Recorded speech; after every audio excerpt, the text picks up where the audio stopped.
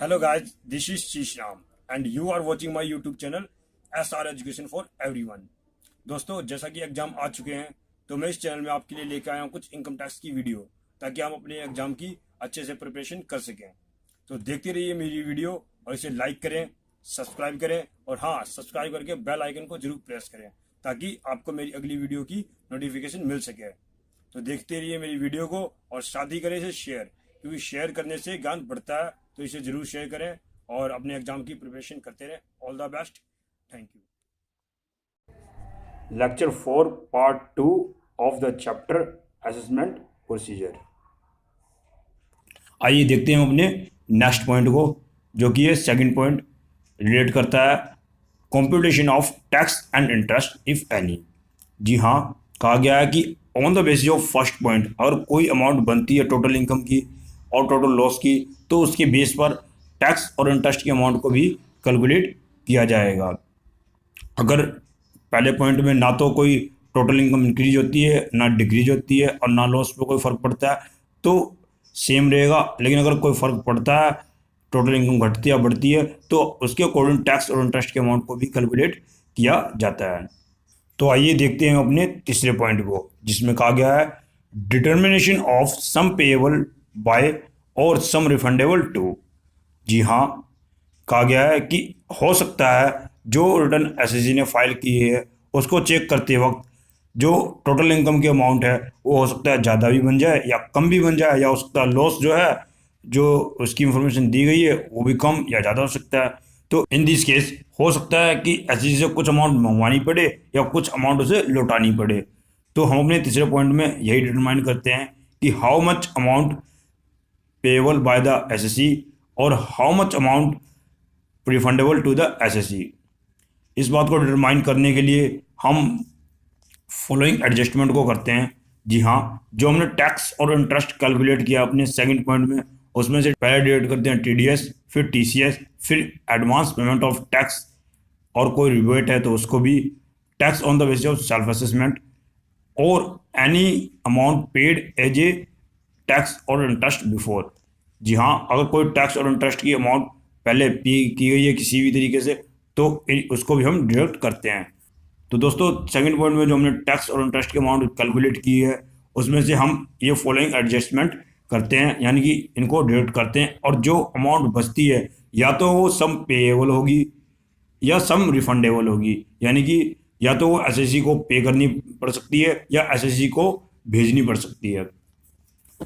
तो दोस्तों, ये था हमारा थर्ड पॉइंट, जिसमें हमने जाना कि एक एसएससी से कितनी अमाउंट को हमें रिकवर करना है और कितनी अमाउंट उसे लौटानी है। आइए देखते हैं अपने फोर्थ पॉइंट को, जो कि इंटीमेशन से रिलेटेड है। In this point, intimation will be sent specifying sum payable by the SSC, sum refundable by the SSC, where loss adjusted but no tax and interest payable और refundable. जी हाँ, कहा गया है कि एक इंटीमेशन भेजा जाता है एसएससी को, जिसमें स्पेसिफाई किया जाएगा कि आपसे कितनी अमाउंट लेनी है, यानी कि सम पेएबल बाय द एसएससी, कितनी अमाउंट आपको लौटानी है, सम रिफंडेबल बाय द एसएससी। और अगर इन दोनों इन्फॉर्मेशन को नहीं दिया गया है और कहा गया है कि आपकी जो रिटर्न है उस पर कोई एडजस्टमेंट हमने नहीं की है, तो उसकी भी इंफॉर्मेशन को जो है एसएससी को भेजा जाता है। तो दोस्तों, फोर्थ पॉइंट था हमारा इंटीमेशन का, जिसमें एसएससी को हमारे थर्ड पॉइंट के बारे में इंटीमेट किया जाता है, मतलब बताया जाता है कि कितनी अमाउंट उसके सम पेएबल है और कितनी अमाउंट उससे सम रिफंडेबल है। आइए देखते हैं अपना फिफ्थ पॉइंट, जो रिलेट करता है टाइम पीरियड ऑफ इंटीमेशन। जी हाँ, एक एसएससी को जो इंटीमेशन दिया जा सकता है असेसिंग ऑफिसर के द्वारा, वो within 1 year after completing the assessment year in which return is file.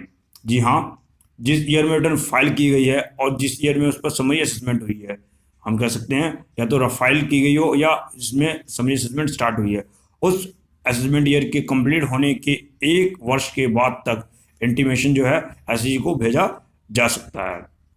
इसके बाद एसएससी ऑफिसर को राइट नहीं होता कि वो कोई भी इंटीमेशन जो है वो एसएससी को भेजे।